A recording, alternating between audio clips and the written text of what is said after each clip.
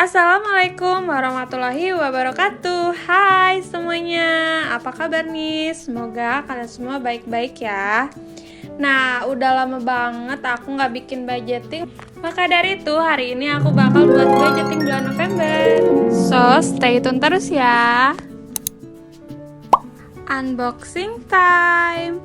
Udah lama nih aku gak unboxing. Kali ini aku mau unboxing food storage yang bagus banget dan harganya juga affordable.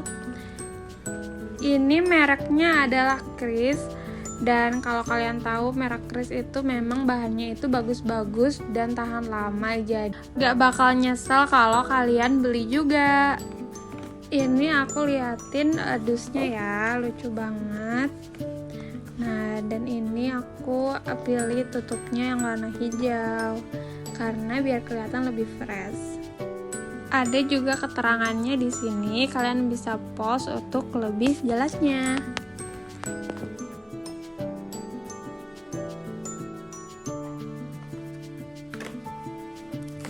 Oke, sekarang kita unboxing ya. Nah, di setiap sudutnya mereka kasih isolasi, jadi aman banget, wadahnya nggak bakal berceceran dan juga aman anti penyok ya. Yang aku suka juga itu dusnya bener-bener tebal dan kuat, jadi aman kalau misalnya mau dikirim ke tempat jauh pun, karena mereka juga pakai bubble wrap. Aku lumayan kaget juga karena pas aku ambil ternyata banyak loh storage-nya. Nih aku kasih lihat yang udah aku susun, ada 12 storage. Ini menurut aku udah cukup banget kalau misalnya kita nyimpen bahan makanan di sini, baik mentah ataupun snack-snack juga bisa, karena memang dia kapasitas dalamnya juga lumayan banyak ya.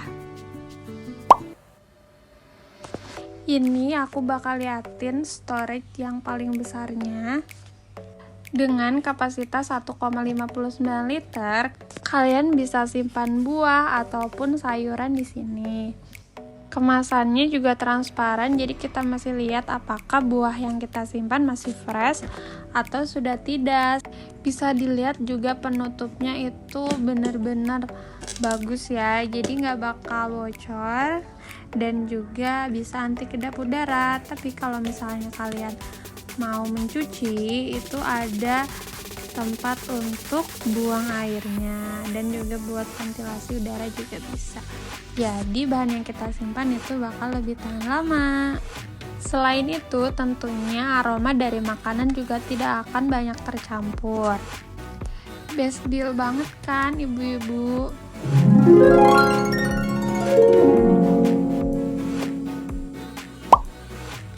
Untuk ukuran paling besarnya kita dapat 2 pieces di sini. Lalu untuk ukuran kedua yang paling besar itu ada 710 ml. Di sini kita juga dapat 2 pieces ya ibu-ibu. Next, ukuran 300 ml kita dapat 4 pieces.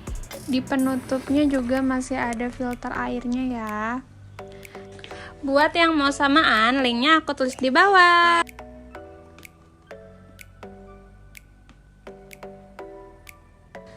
Next, ukuran paling kecil sebesar 139 ml. Ini juga bisa dipakai untuk tempat bumbu-bumbu seperti garam, lada, ataupun gula juga bisa. Kita dapatnya 4 pieces ya.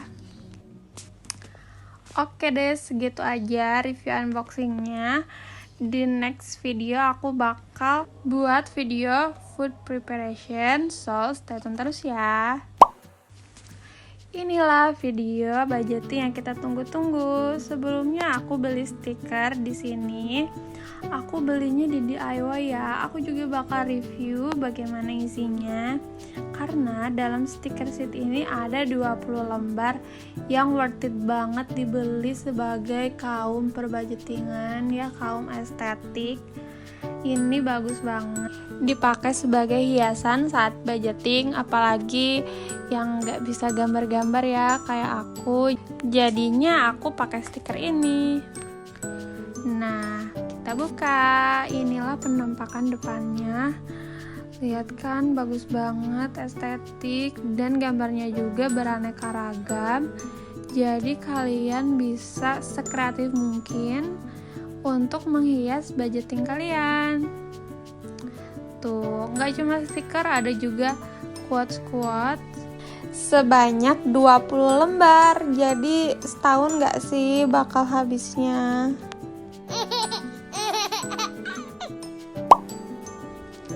Mari kita mulai budgeting bulan November. Bismillahirrahmanirrahim. Pertama, aku ambil dulu bindernya. Lalu kita buka. Kalau bunda-bunda yang umurnya di atas 30 tahunan dan merasa kok aku belum punya aset ya, atau kenapa ya aku belum bisa ngelola keuangan, kalian gak sendirian. Ternyata dari data Strategi Nasional Literasi dan Inklusi Keuangan OJK tahun 2019, cuma 38% orang Indonesia kok yang paham mengenai literasi keuangan. So, nggak ada kata terlambat.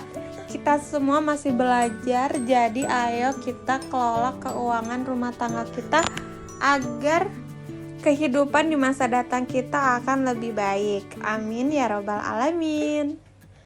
Jadi nggak usah ngerasa kecil. Kenapa anak-anak zaman sekarang udah punya aset? Atau kenapa orang itu banyak banget uangnya? Kok orang udah bisa ngumpulin aset ya? Dan sebagainya.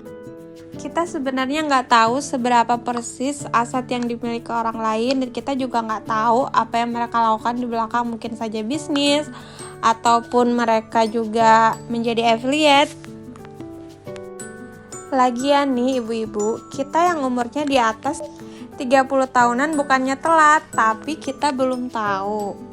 Bukannya dulu nggak mau belajar, tapi emang dulu nggak tahu karena akses informasinya belum secanggih seperti sekarang. Beda sama anak zaman sekarang yang akses informasinya itu lebih gampang, belajar literasi finansial. Maka dari itu yuk sekarang kita belajar finansial, karena akses informasinya udah gampang banget. Tapi jangan lupa kita harus juga filter hal-hal yang negatif dan membuat hal-hal positif lebih dominan ke dalam rumah tangga kita. Bu Ibu, gimana nih kondisi keuangannya? Apakah masih aman? Komen di bawah ya, kita diskusi bareng-bareng. Gak kerasa udah bulan November aja, 2 bulan lagi kita akan menghadapi tahun baru 2023 yang katanya bakalan resesi. Ini masih jadi polemik ya.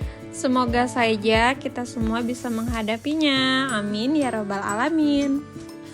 Perlu digarisbawahi, strategi keuangan yang aku utamakan untuk bulan-bulan dan tahun ini adalah mengenai dana darurat. Loh, kenapa dana darurat? Kenapa enggak ngumpulin buat aset aja seperti menabung? Jawabannya adalah untuk mengatasi hal-hal yang tidak ingin terjadi. Percuma kalau misalnya ngumpulin dana darurat nanti kepake terus. Nah, sebenarnya dana darurat itu memang dikhususkan untuk dipakai di masa-masa darurat. Sehingga di saat ada kondisi darurat kita nggak perlu ngutang. Karena sifatnya yang terus-menerus terjadi, maka tujuan keuangan saat ini adalah dana darurat. Minimal totalnya adalah 1 pengeluaran biaya kamu selama sebulan. Jadi kalau misalnya ada apa-apa dalam sebulan itu, kamu masih bisa stay bertahan. Kondisi darurat seperti apa sih contohnya? Nah, yang pertama seperti mobil masuk bengkel, motor masuk bengkel, atau misalnya keluarga kita ada yang sakit.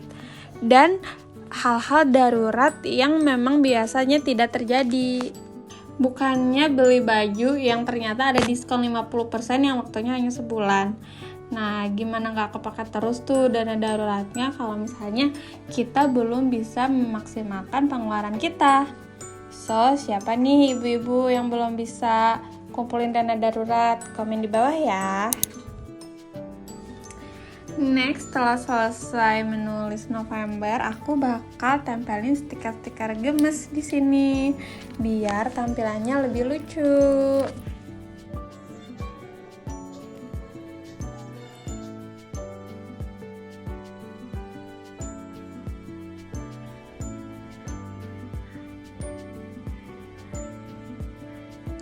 Jadi deh, ini hasilnya. Gimana? Lucu nggak? Komen di bawah ya. Mari kita mulai. Pertama, aku bakal tempelin stiker buat tulis headingnya kebutuhan. Di sini aku bakal tulis fixed expenses dan variable expenses seperti biasa. Siapa nih yang udah nabung di awal tapi masih kepake juga? Sini aku kasih tahu. Jadi pertama yang harus kamu lakukan adalah cek dulu sebenarnya penghasilan kamu itu berapa sih? Apakah karena boros, belanja tidak sesuai dengan kemampuan? Atau ada utang yang membuat pengeluaran makanya selalu habis? Cek juga penghasilan kamu, apakah udah sesuai budget? Apakah banyak tanggungan? Dan juga harus diperhatikan apakah benar ada sisa antara penghasilan dan pengeluaran. Kalau memang semua hasilnya positif, baru kamu bisa nabung di awal. Masih sama seperti sebelumnya, fixed expenses itu ada listrik, iuran sampah, dan wifi. Nah, kebetulan kemarin aku dapat voucher listrik 100.000, jadi aku budgeting 300.000. Iuran sampah dan wifi-nya masih sama nominalnya. Jadi kalau di total fixed expenses adalah 580.000. Selanjutnya aku akan menuliskan variable expenses. Ini masih sama dengan bulan sebelumnya, tapi karena ada pengurangan listrik 100.000, aku masukkan ke dalam keperluan baby karena ada kebutuhan tambahan yang perlu dibelanjakan. Nah, variable expense ini masih terdiri dari groceries, skincare, belanja mingguan, dan keperluan bayi. Untuk groceries 700.000, skincare 300.000, belanja mingguan 1.100.000 untuk sebulan ya, dan keperluan bayi itu 320.000. Dan totalnya adalah sebesar 2.420.000. Jadi kalau ditambahkan dengan fixed expenses itu masih dengan 3 juta ya untuk kebutuhan saja. Nah, di sini aku bakal tambahin stiker juga biar nambah lucu, biar kita juga nggak bosan ya liatnya. Ini aku tambahin stiker kaktus, gemes banget. Nah, kita tambahin lagi stikernya yang banyak karena kan kita punya lumayan banyak stok. Jadi nggak apa-apa deh kita banyakin stikernya. Sesuai dengan temanya warna hijau dan juga ungu. Oke deh, selesai. Gimana menurut kalian? Bagus apa enggak? Komen di bawah ya. Jadi begini. Alhamdulillahirobbilalamin, selesai juga budgeting kita hari ini. Semoga kalian bisa mengambil positif dan menghilangkan negatif dari konten aku kali ini. Sekian video aku hari ini. Jangan lupa di like, komen, share, dan subscribe. Semoga aku lebih semangat buat video baru.